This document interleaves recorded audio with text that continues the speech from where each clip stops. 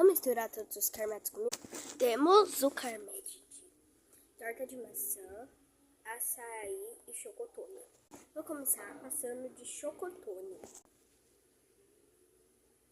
Vou começar passando pela parte de baixo. Agora eu vou passar o de torta de maçã. Ai, pera. Ele tem pouquinho, ele é magrinho.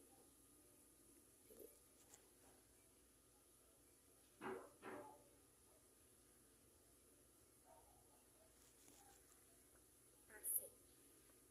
Agora eu vou passar o de açaí. Só deixa eu fechar isso daqui. Passar o de açaí.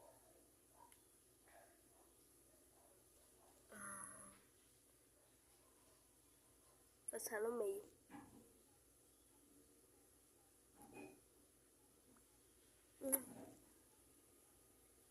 E assim ficou.